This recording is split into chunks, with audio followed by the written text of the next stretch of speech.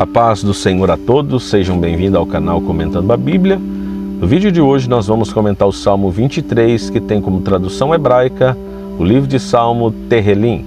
Vamos pegar aí a versão da Almeida Corrigida Fiel do primeiro versículo do Salmo 23, que diz assim: O Senhor é o meu pastor e nada me faltará. Também vamos pegar a tradução da Bíblia Judaica, que diz assim do versículo 1 do Salmo 23: Adonai é o meu pastor e não preciso de nada. Bom, nem todos os salmos foram escritos por Davi, mas cerca de 73 salmos foram escritos por Davi, 12 salmos de Asaf, 10 salmos dos filhos de Coré, Moisés de 1 a 2 salmos, Salomão 1, Etan, Emã e Remã 1 salmos e cerca de 51 dos salmos são anônimos. Porque a dúvida surge quando nós lemos um texto. Muitas das vezes por não compreender, por não colocar simplesmente a noção e a capacidade que a palavra de Deus tem de mudar e de trazer o conhecimento para aqueles que estão lendo, ouvindo, estudando e meditando a palavra do Senhor. E muitas das vezes as pessoas querem colocar dentro do texto o que o texto não está dizendo. Propriamente dito, isso na teologia se chama exegese, agressão ao texto. É colocar no texto aquilo que eu acho que é certo e não aquilo que a palavra está dizendo. Isso aí é um grande erro para os pregadores e ministros da palavra do Senhor. Bom, na cultura judaica, muitos dos textos bíblicos, Deus gostava de utilizar a expressão no plural. Por exemplo, nós, o Senhor é o nosso pastor e nada nos faltará. No sentido de que Ele tem todo o poder para suster-nos nas dificuldades e adversidades da nossa vida.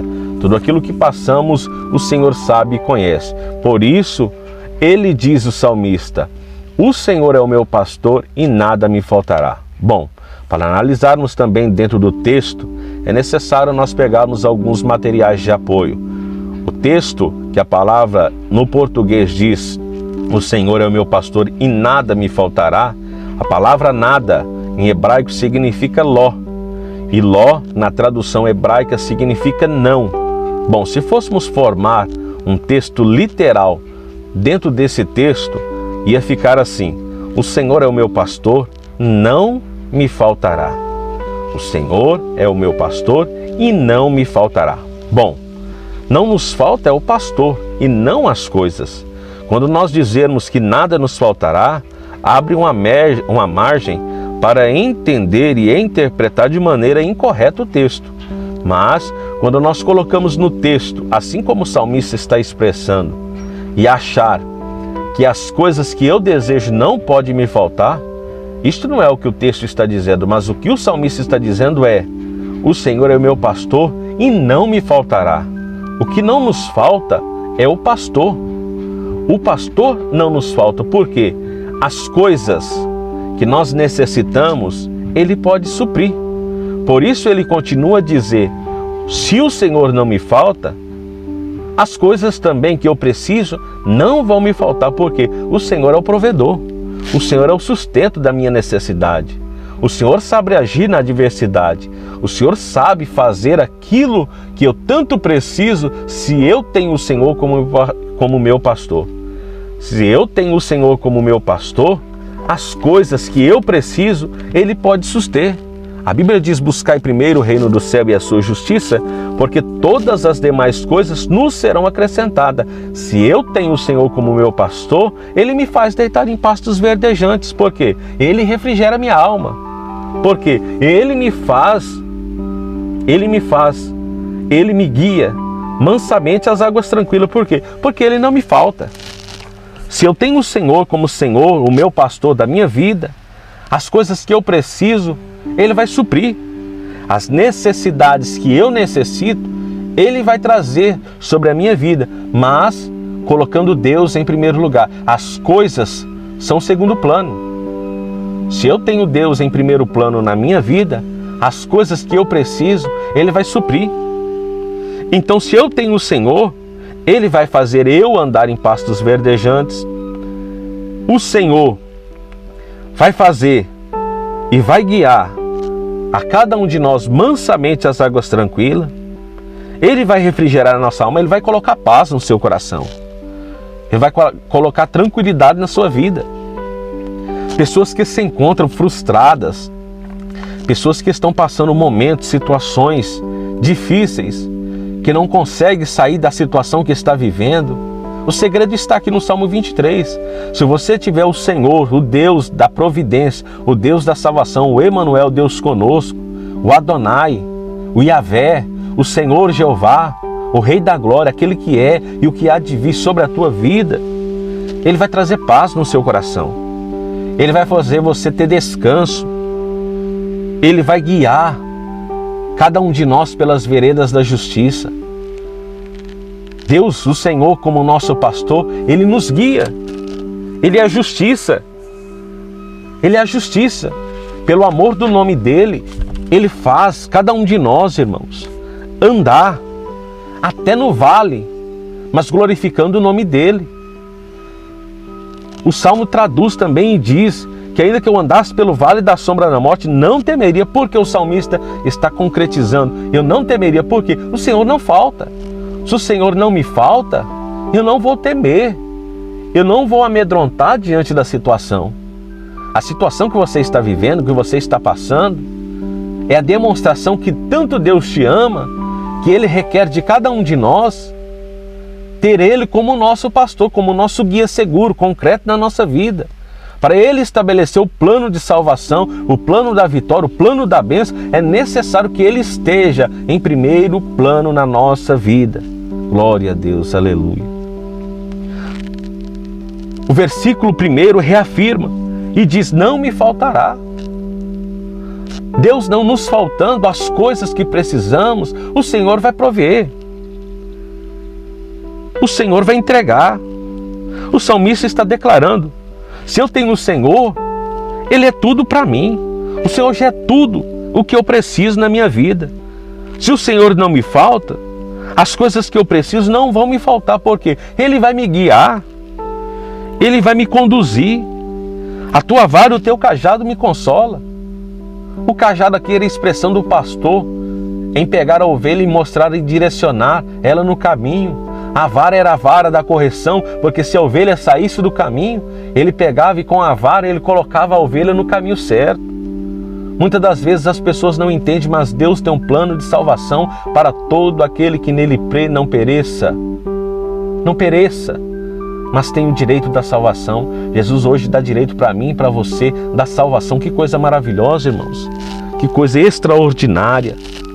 Ele prepara a mesa na presença dos inimigos.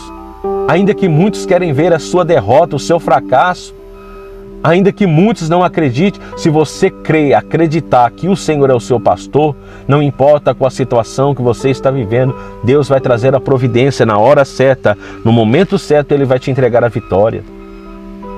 Deus vai fazer você ser reconhecido não aqui pelos homens, mas reconhecido lá no céu, pelos santos anjos do Senhor, que você, minha irmã, que você, meu irmão, é um homem e uma mulher de Deus. Lembra de Jó? Jó passou lutas tremendas, provas tremendas, mas a Bíblia diz que lá no céu estava sendo feita uma reunião e o nome de Jó foi mencionado lá no céu, porque o inimigo entrou ali, não é porque ele é astuto, não. O céu tem o controle de Deus, só entra ali quem Deus permitir. Ele tinha que prestar conta diante de Deus pelas suas ações. O inimigo já é um ser derrotado, Satanás já é derrotado. Mas você, meu irmão, e você, minha irmã, que tem o Senhor como seu pastor, Ele vai te guiar mansamente nos problemas, nas dificuldades, Ele vai ser o seu pastor para te guiar. Nas situações difíceis, Ele vai ser a providência para você. Na luta, na prova, na adversidade, Ele vai trazer descanso à tua alma. Você vai vencer, você vai passar, vai enfrentar, você vai lutar, mas Deus vai te honrar. Amém, irmãos? O salmista tinha tanta convicção que como o Senhor era o pastor de Davi, também nós temos o Senhor como nosso pastor nos dias de hoje. E se nós temos o Senhor, nós não precisamos de mais nada, porque o Senhor basta. O Senhor é maior do que tudo e do que todas as coisas. Bom, é interessante, irmão, porque eu não estou dizendo que nós não precisamos das coisas para viver, como comer, vestir e beber, não, irmãos, são coisas essenciais para a vida. O que nós precisamos da presença de Deus é a força para estarmos e termos o Senhor como nosso pastor. Por quê? As coisas também, o texto não está dizendo também que nós não precisamos de água, de comida, de veste para vestir, não, irmãos. O texto está dizendo numa linguagem poética que Deus é conosco. E se Deus é conosco, as outras coisas são secundárias. Deus, irmãos, Deus é primordial, está em primeiro lugar. Por isso Jesus diz: buscai primeiro o reino de Deus e a sua justiça, e todas as coisas serão acrescentadas. O Senhor é meu pastor e eu não preciso de nada, porque muitas das vezes venhamos ver e compreender que tem uma falsa teologia que se diz e denomina teologia da prosperidade, que ensina que por Deus estar conosco nós temos que exigir de Deus o melhor desta terra, tudo aquilo que está em nós, não, e devemos gozar do melhor. Isso não é bíblico, irmãos. Muitos personagens bíblicos, como homens e mulheres de Deus, morreram numa situação de pobreza financeira, mas eram ricos e milionários espiritualmente. Isso não é o que a Bíblia nos ensina.